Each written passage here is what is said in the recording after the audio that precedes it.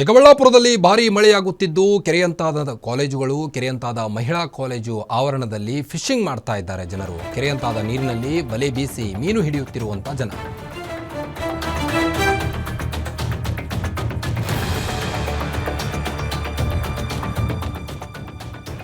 ಚಿಕ್ಕಬಳ್ಳಾಪುರದಲ್ಲಿ ಈಗಾಗಲೇ ಮಳೆಯಿಂದಾಗಿ ಭಾರೀ ಅವಾಂತರ ಸೃಷ್ಟಿಯಾಗಿರುವಂಥದ್ದು.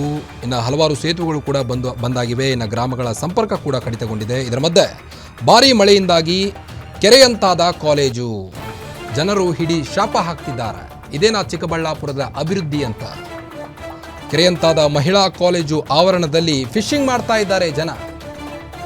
ಕೆರೆಯಂತಾದ ನೀರಿನಲ್ಲಿ ಬಲೆ ಬೀಸಿ ಮೀನು ಹಿಡಿಯುತ್ತಿರುವಂಥ ಜನ ನೀವು ದೃಶ್ಯದಲ್ಲಿ ಗಮನಿಸಬಹುದು.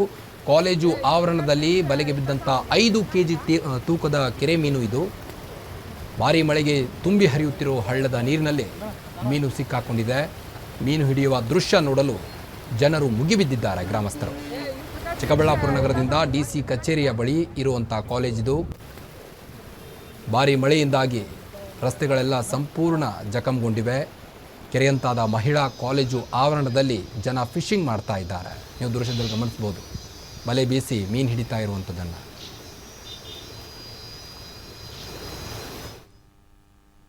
ಚಿಕ್ಕಬಳ್ಳಾಪುರದಲ್ಲಿ ಮಳೆಗೆ ಕೃಷಿ ತೋಟಗಳು ಜಲಾವೃತವಾಗಿವೆ. DC ಇಲ್ಲ, AC ಇಲ್ಲ, ಸಾವೇ ನಮಗೆ ಗತಿ ಎಂದ ರೈತರು. ಮಳೆಗೆ ಚಿಕ್ಕಬಳ್ಳಾಪುರ ಹೊಲಗದ್ದೆಗಳು ಜಲಾವೃತವಾಗಿವೆ.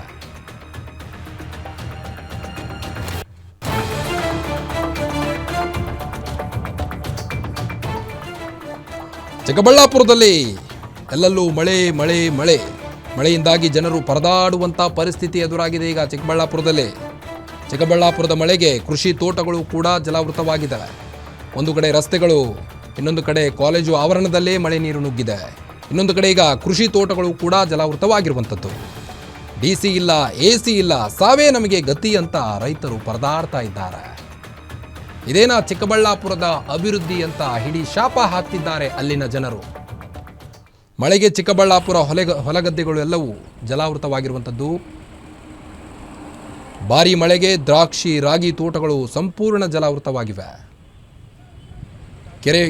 ಕೆರೆ ಹೋಗಬೇಕಾದಂಥ ನೀರು ಕೃಷಿ ತೋಟಗಳಿಗೆ ನುಗ್ಗುತ್ತಾ ಇವೆ. ಬೆಳೆ ಹಾನಿ ದೃಶ್ಯ ನೋಡಿ ಅನ್ನದಾತರು ಕಣ್ಣೀರಾಗ್ತಾ ಇದ್ದಾರೆ.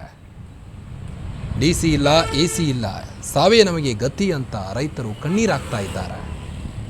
ಬೆಳೆ ಹಾನಿ ದೃಶ್ಯ ನೋಡಿ ಅನ್ನದಾತರು ಪರದಾಡ್ತಾ ಇದ್ದಾರೆ. ಈಗಲ್ಲಿ ಅಧಿಕಾರಿಗಳು, ಶಾಸಕರ ವಿರುದ್ಧ ರೈತ ಗಂಗಪ್ಪ ಆಕ್ರೋಶವನ್ನು ವ್ಯಕ್ತಪಡಿಸಿದ್ದಾರೆ.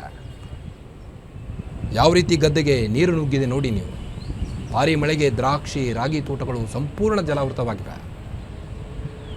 ಹೀಗಾಗಿ ರೈತರು ಕೂಡ ಕಣ್ಣೀರಾಕುವಂಥ ಪರಿಸ್ಥಿತಿ ನಿರ್ಮಾಣವಾಗಿದೆ ಈಗಾಗಲೇ.